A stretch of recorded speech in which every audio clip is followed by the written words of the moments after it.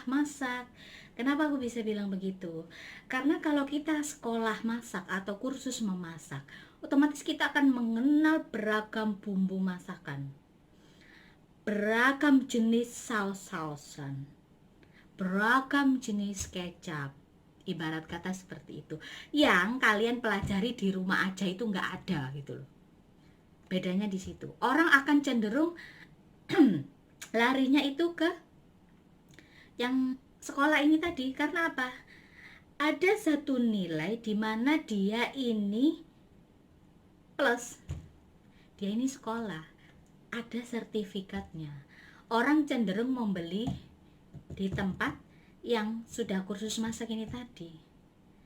Sama-sama bikin nasi goreng, oh di sebelah ini rasanya lebih ini ya, kayak semacam ada asam-asamnya, terus ada gurih-gurihnya. Kalau kalian kan terpaku rasa nasi goreng, misalkan nasi goreng rumahan ya kayak begitu aja. Yang sini lebih rame.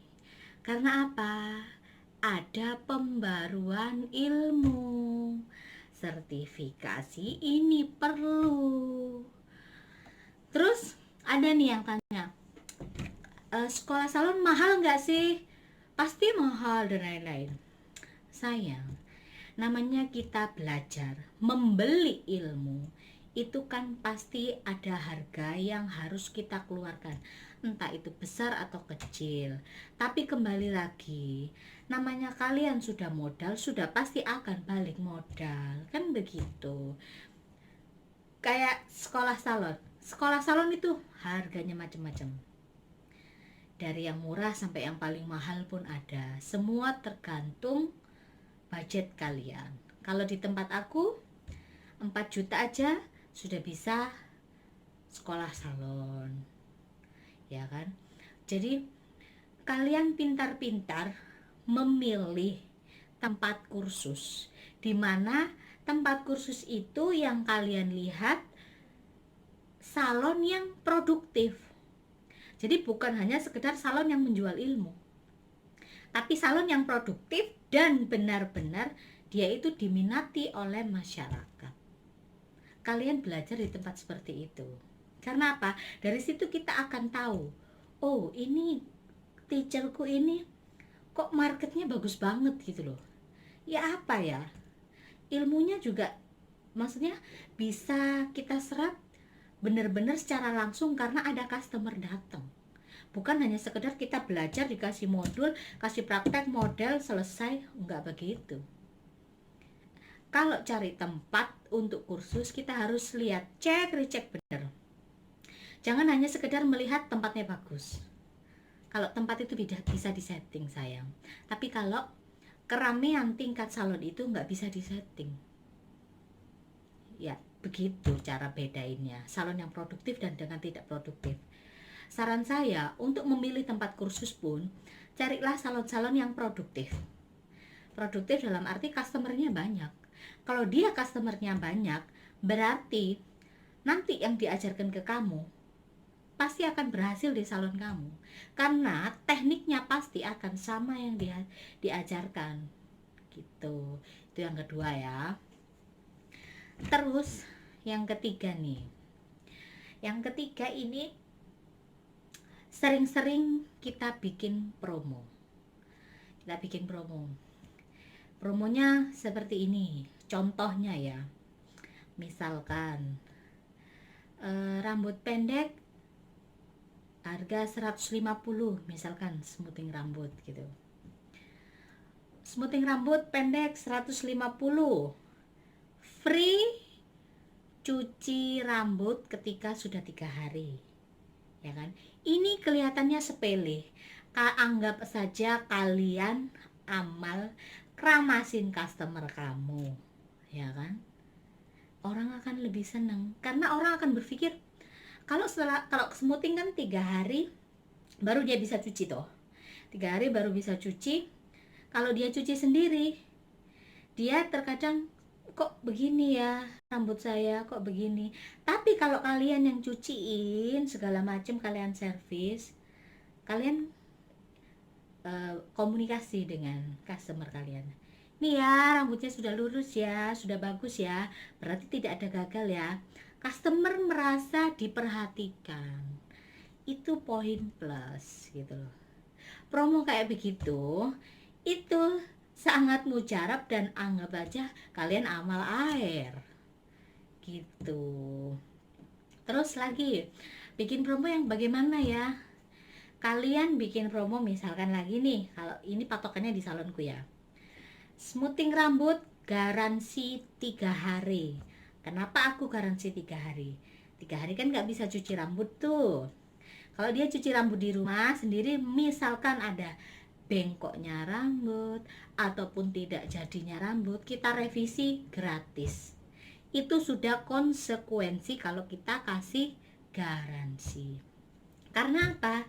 Terkadang customer itu suka lupa-lupa ingat. Rambutnya sudah semutingan, dikucir, akhirnya bekas. Kena keringat di sebelah sini, di leher belakang, jatuhnya nanti rambutnya balik. Banyak banget kejadian kayak gitu. Jadi kita harus kasih garansi. Nanti rugi dong kalau kita ngerjain ulang. Enggak sayang, enggak rugi. Kenapa aku bisa bilang seperti itu? Kan kita ngambilnya poin-poin di mana yang itu tidak bagus. Biasanya yang tidak bagus itu paling cuma di sebelah sini loh, samping-samping. Karena apa? Kalau kita tidur miring, ketekuk, rambut ikut nekuk. Belakang pun gitu, pasti kalau tidur dinaikin pasti ketindihan, nanti tidur kusuk-kusuk pasti bengkok. Cuma di situ aja. Jadi kita tidak rugi di situ. Karena kan kita tidak mengerjakan semuanya. Pasti hasil kerja kita itu pasti ada yang kurang bagus juga, ya kan? Kalau customer kena, ya itu tadi, kena air kah, dikucir kah, ya itu anggap saja kalian, servis kalian untuk memuaskan customer. Seperti itu. Terus kita juga yang keempat nih ya. Yang keempat, kita juga harus seperti yang aku bilang yang kedua, update ilmu itu, tapi lebih ke sertifikasi yang kedua. Dan yang keempat ini lebih ke banyaknya jenis-jenis treatment yang ada di salon kalian. Kalau kalian salonnya cuma ada potong rambut, smoothing, keriting, warna ala kadarnya, ya customer kamu yang datang juga ala kadarnya. Ibarat kata orang-orang yang sudah berumur. Sedangkan kalau kita di salon itu target market kita adalah anak muda. Beda dengan wedding, semakin kita berumur, jam terbang kita akan semakin tinggi karena sakral pernikahan. Tapi kalau di dunia salon, semakin kalian muda, kalian akan dicari orang. Nah, mumpung kalian masih muda, target kalian juga harus anak muda. Anak muda yang suka warna, suka color, suka smoothing dan lain-lain itu. Kita harus ngikutin gayanya mereka gitu loh. Contohnya, kalau kalian standar-standar gitu aja kan otomatis mangsa kalian kan cuma itu aja. Kita harus imbangi yang lain. Oh, ada tren extension bulu mata misalkan. Kalian juga harus ngikuti. Meskipun kalian sudah berumur dan salon kalian ini anggap saja salon warisan dari orang tua gitulah, nerusin. Harus update ya gitu. Kalian harus belajar lagi. Kalau kalian belajar otodidak, orang tidak akan percaya. Lebih baik kalian keluarin uang untuk belajar. Banyak kok tempat-tempat kursus eyelash yang murah. Contohnya, aku juga bukan promosi tempat aku ya. Ini aku patokannya kan di tempatku. 1,5 juta sudah bisa belajar eyelash kayak gitu. Itu simpelnya kayak gitu. Harus ngikutin gitu loh. Supaya apa? Salon kalian itu dikenal orang. Misalkan salon kalian di daerah, orang daerah patokannya itu kan di kota dan pasti lihat, oh ada nggak ini tanam bulu mata, bisa nggak ini warna yang balayage sekarang yang tren itu, yang diblok terus dikasih highlight warna-warni putih segala macem. Nah kalau kayak gitu kalian nggak update, Bagaimana salon kalian mau dapat income yang banyak? Saya saja yang salonku sudah jalan, setiap hari ada customer, selalu pembaruan. Jadi aku di salon tidak pernah menolak produknya sales. Apapun semua saya coba. Mulai dari A sampai Z semua aku coba. Supaya apa? Kita kan mengikuti maunya customer ini seperti apa. Karena kita beli produk ini bukan kita pakai loh, tapi kembali lagi ke customer. Gitu. Ini poin-poin penting yang aku rasa terkadang orang di salon itu bukan malas ya, mungkin lebih ke sayang uangnya, mahal, ini jangan begitu sayang, harus update terus. Namanya kita usaha itu kan jalannya itu macam-macam. Kalau kalian mau ke puncak gunung, kalau kalian cuman ngerangka aja ya kalian nggak akan nyampe-nyampe. Diimbangi kalian lari, diimbangi kalian jalan cepat. Hal-hal kayak gitu tuh perlu gitu. Terus yang pasti harus kalian yakini kalau untuk usaha itu,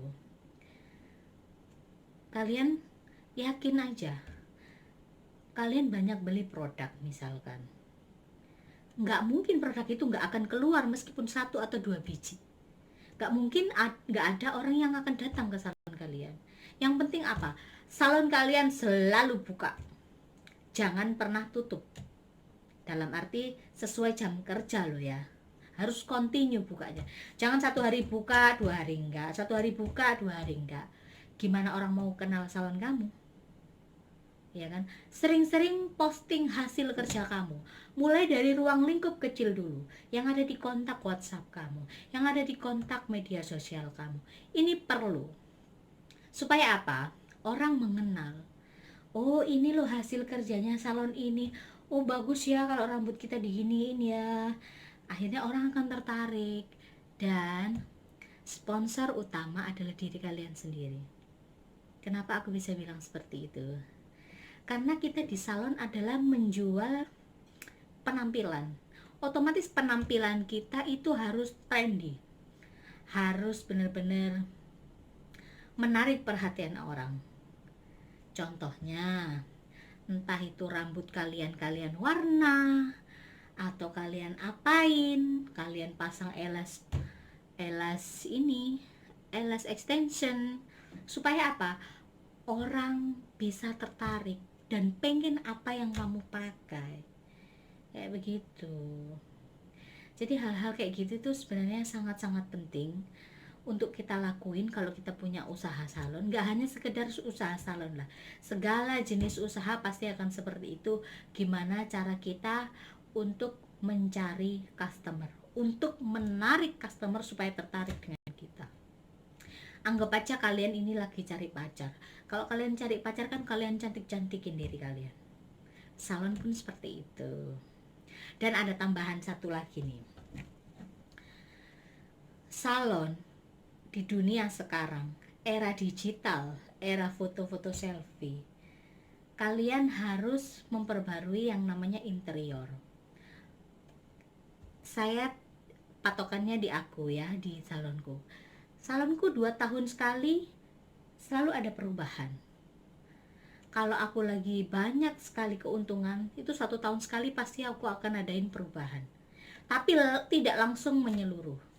Entah itu kita ganti seluruh kacanya yang model-model sekarang, kursi kah, atau sekedar cat temboknya kah, atau kita tambahin wallpaper, kita tambahin apa-apa poin-poin di mana yang terlihat menarik. Ketika orang nyalon di tempat kita, dia akan foto, dan orang foto sudah pasti diposting di media sosial.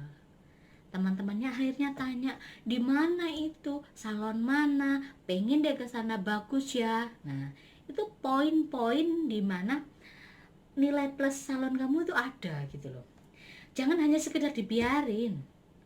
Mau ilmumu ini setinggi gunung, tapi kalau kalian tidak ada pembaruan, ya kalian akan ditinggalkan. Sama kayak BlackBerry, sekarang kan sudah mulai ditinggalkan. karena lamban jalannya. WhatsApp kan langsung jepret, orang langsung pakai semuanya. HP Android lah ya, udah ketinggalan nih. Akhirnya orang nggak ada yang pakai BlackBerry sekarang, lebih cenderung ke Android gitu. Ini sekedar saran buat kalian-kalian yang salonnya jalan di tempat, salonnya kurang rame, salonnya pengen lebih rame lagi. Sebenarnya banyak cara, dan yang paling penting apalagi untuk sekarang ini ya, perekonomian sedang kacau karena kan adanya pandemi ini. Tapi saya rasa setiap orang punya rezeki sendiri-sendiri. Dimana kalian ini ada yang namanya buka usaha, kalian sudah keluar modal banyak, pasti yang di atas pun akan tolong kalian. Karena masa-masa sekarang memang masa-masa sulit banget bagi para pelaku usaha. Untuk tahun ini kita tidak perlu memikirkan untung yang terlalu banyak. Kita masih kokoh berdiri, usaha kita itu sudah bagus. Yang penting apa? Satu, tidak ada kerugian. Yang kedua, tetap stabil meskipun customer tidak terlalu banyak. Ini dikatakan salon kalian benar-benar stabil. Jangan sampai di masa-masa sekarang kalian merasa, aduh salonku kok gini ya, aku harus ditutup lagi nih gitu. Jangan. Kalian akan tergerus zaman dan akan tumbuh salon baru lagi yang lebih, maksudnya lebih kuat daripada kalian mentalnya. Akhirnya kalian makin ketinggalan. Jangan, harusnya kalian benar-benar siram terus salon kalian, terus buka. Ada customer nggak ada customer, harus continue buka. Supaya apa? Ketika masa-masa sulit ini berakhir, ketika orang sudah mulai perekonomiannya bagus, kalian akan ditoleh. Oh, saya mau benerin rambut di salon itu selalu buka loh. Oh, saya mau cutting rambut di salon itu tetap buka loh. Nah, hal-hal kayak gitu tuh harus kita perhatikan. Jangan sampai kita usaha itu sebentar down, sebentar semangat. Ya ada kalanya memang kita down sebagai pelaku usaha. Saya pun sama kayak begitu. Tapi kembali lagi, yang harus kita lihat adalah satu, ada pegawai yang harus kita selamatkan. Yang kedua, ada modal yang kita taruh sudah banyak. Dan yang ketiga, ada diri kita sendiri yang harus kita hidupi gitu loh. Makanya kita usaha benar-benar sekali harus tetap semangat. Mau keadaannya kayak bagaimanapun harus tetap semangat. Banyak cara untuk mempertahankan salon. Nanti aku akan bikin video kayak gitu lagi. Sekian dulu video dari aku ini. Kalau kalian ada pertanyaan, kalian boleh WhatsApp saya. Kalau aku ada waktu dan aku lagi nganggur, pasti aku akan bales. Dan kalau kalian mau tahu media sosialku yang lain, Instagram, Facebook, kalian bisa follow Instagramnya salonku di Metric Beauty Salon _official. Kalau Facebooknya di Metric Salon Spasi Rias Pengantin. Dan kalau kalian mau tanya seputar ibadah haji dan umroh, kalian bisa follow Instagram aku di sabilatur_official. Sabilatur Haji Umroh _official. Sekian dulu video dari aku. Kalau kalian berkenan, tolong di subscribe. Kalau kalian suka, silakan di like. Kalau nggak suka, silakan di dislike. Terus, dan yang paling penting, kalau kalian pengen dibikinin video apa, kalian bisa komen atau bisa WhatsApp aku. Terima kasih buat kalian yang sudah support channel ini.